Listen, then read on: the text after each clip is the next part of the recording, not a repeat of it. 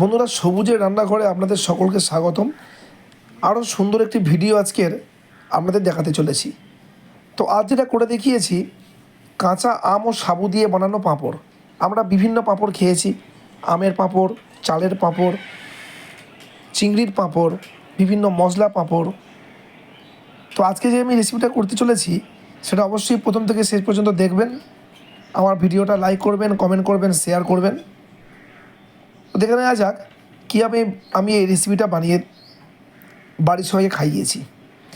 তো প্রথমে দুটো কাঁচা আম নিয়েছি। আমি কাঁচা আম দুটো ভালো করে ধুয়ে নিয়ে আমি কেটে টুকরো টুকরো করে নেওয়ার পরে এটা একটা গ্যাসে একটা ফ্রাইং প্যান বসিয়ে তাতে একটু জল দিয়ে এটা সম্পূর্ণ সেদ্ধ করব। আধ কাঁচা কিন্তু নয়, সম্পূর্ণ সেদ্ধ করতে হবে। তারপরে একটা ছাঁকনি দিয়ে এটা আমরা ছেঁকে নেবেন, কারণ আমের যদি কোনো চোগলা থেকে যায় তাহলে কিন্তু এটা ভালো করে হবে না, এটা পাঁপড়টা কিন্তু ভালো হবে না। এটা ছাঁকনি দিয়েও ছাঁকতে পারেন বা স্ট্রেনার দিয়েও ছাঁকতে পারেন।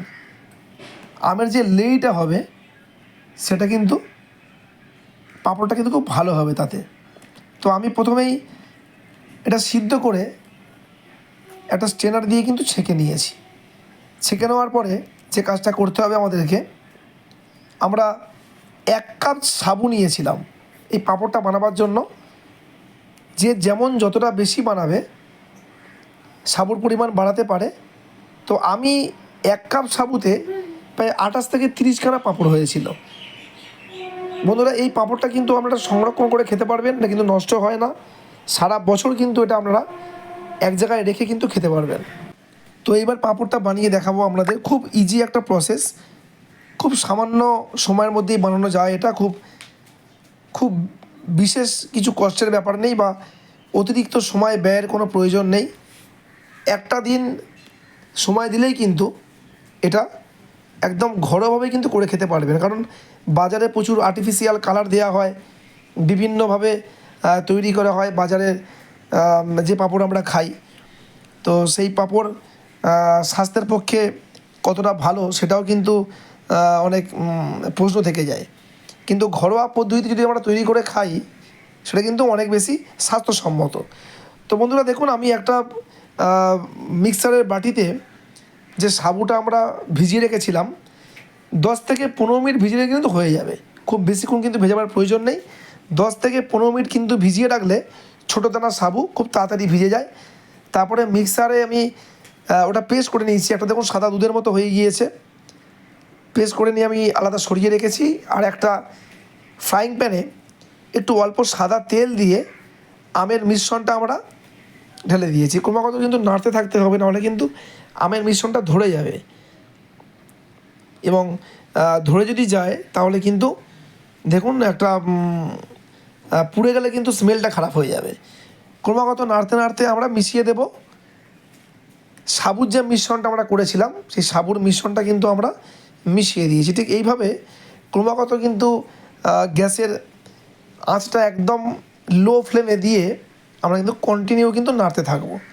এভাবে নাড়তে নাড়তে নাড়তে এতে টেস্টের জন্য ভাজা জিরে, চিলি ফ্লেক্স, স্বাদ মতো লবণ মিশিয়ে দিয়েছি।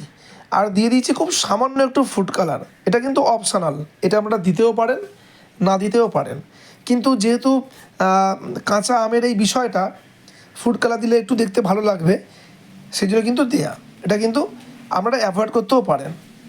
ঠিক এইভাবে ফুড কালারটা দেওয়ার পরে ক্রমাগত নেড়ে নেড়ে দেখুন ঠিক এইভাবে একটা তৈরি হবে।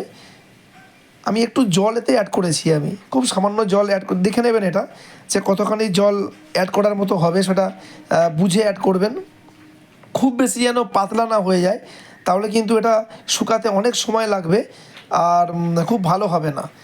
তারপরে একটা প্লাস্টিক নিয়েছি, একদম খুব পাতলা একটা পলিথিন পেপার। এগুলো দশকর্মার দোকানেও কিনতে পাওয়া যায়, বা আমাদের যে বাড়িতে 5 কেজি চালের যে আমরা প্লাস্টিকে 5 কেজি চাল দেয় মুদিখানার দোকান থেকে, সেই চালের প্লাস্টিকটাও আপনি 4টে দিক কেটে নিয়ে লম্বা করে তার মধ্যে ওটা করতে পারেন।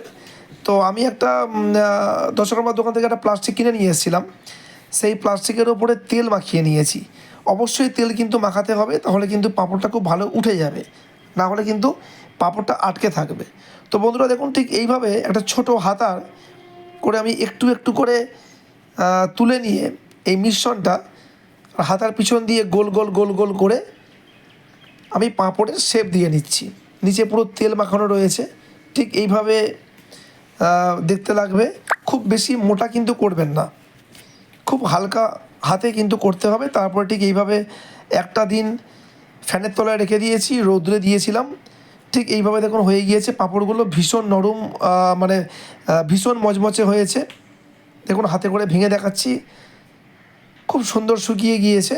তারপরে এটা আমি ভাজবো, ভীষণ সুন্দর খেতে হয়েছিল। অবশ্যই ট্রাই করবেন, আমাকে জানাবেন, কমেন্ট করবেন যে কেমন লাগলো খেতে। টক টক মিষ্টি মিষ্টি একটা সুন্দর রকম স্বাদ, বাড়ির বাচ্চারা ভীষণ পছন্দ করবে। লাইক করবেন, কমেন্ট করবেন এবং তৈরি করে আমাকে জানাবেন যে আপনাদের কেমন লাগলো। আর সাথে সাথে আমাকে আরও উৎসাহিত করবেন ভালো ভালো কমেন্ট করে, যেন আমি আরও ভালো ভালো ভিডিও আপনাদেরকে দেখাতে পারি। ভালো থাকবেন।